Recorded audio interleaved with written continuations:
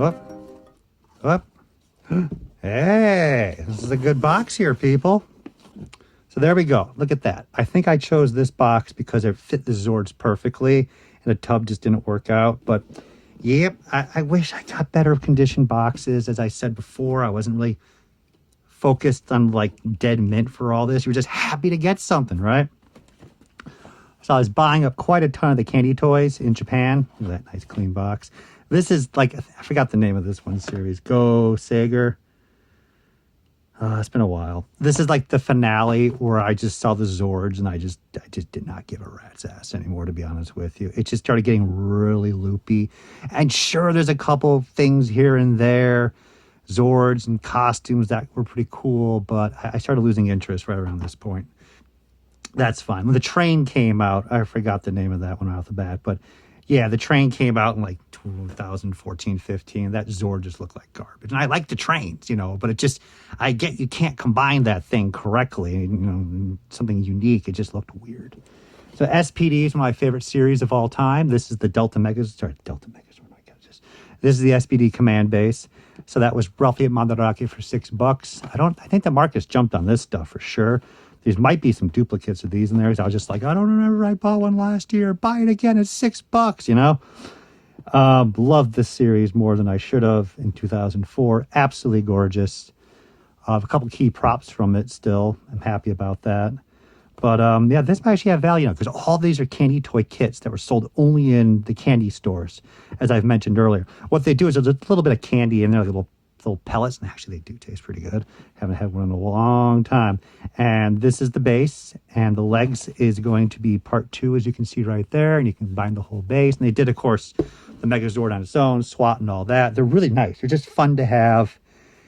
Little Japanese pieces that a little more uncommon. And I think I said the market's getting stronger on those, but I haven't checked. What do we got? So Operation Overdrive is Sucksville, in my opinion. I paid $20 for the Zord, I guess, or I bought it on sale.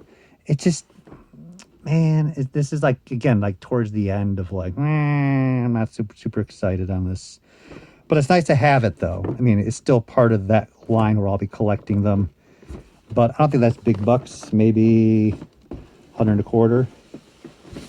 We have, this is an exclusive. Oh, it's got T-colored, not P-colored. So this Zeo, I keep calling him the Gold Ranger, but it's the Black Ranger. I keep messing up for O-Ranger, though. Dead stock. So this came from a store that was a quiet hidden store in Asakusa in Tokyo. And the guy was awesome. I don't know if the store's still there anymore, of course, after all these years. And he'd bought dead stock of like 80s toys and 90s toys. So he had this piece, and I knew it was a Japanese-only piece with that cannon. So I picked this thing up.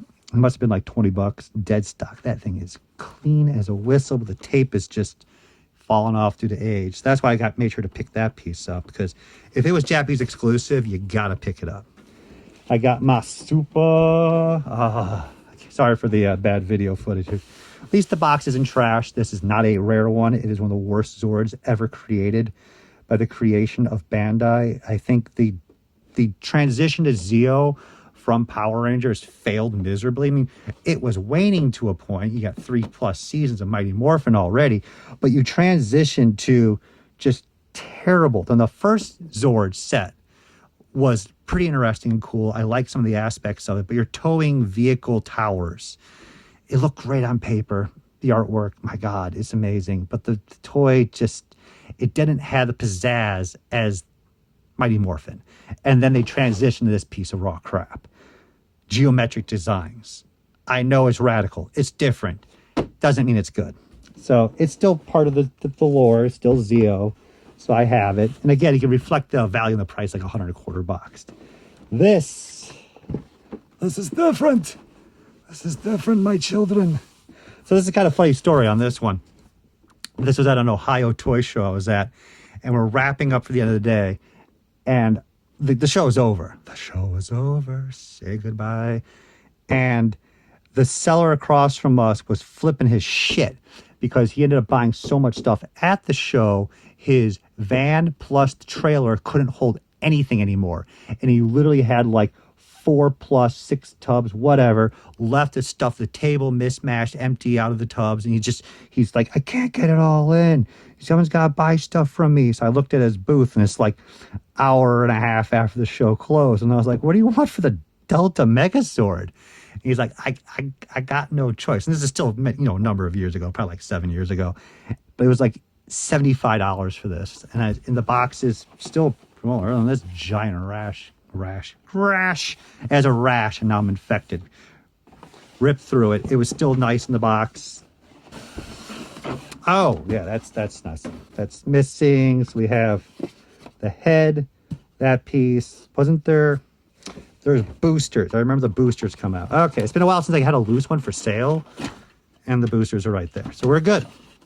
We are good. It looks clean. There's no heavy damage. It's magical. So this piece runs, I think, like $250 now, $300. So it's one of the nicer pieces that I have for the box, slightly beat up collection. And if you guys didn't know, for a short time, they were producing the Megazords in Thailand. And that was the only time I was ever to get an employee to sell me from Thailand, literally, actual prototype test shots. So I'll post one of them as the... I think it's Lost Galaxy piece right here. I think I'll dig it out and see what I got there. I'll add some text at the bottom to show me how stupid and wrong I am. Oh, the booklet came out, so now we're doing really well. But and then they moved back to like China, Japan, Taiwan, Hong Kong, and that was the end of that, because Bandai does not want prototypes out there at all. They are really thorough on destroying stuff. So getting a couple test shots was amazing, let alone of Megazords. If you can get the action figure test shots or Wild Force, Mystic Force, all that stuff all day long. But when it came to Megazord stuff, no.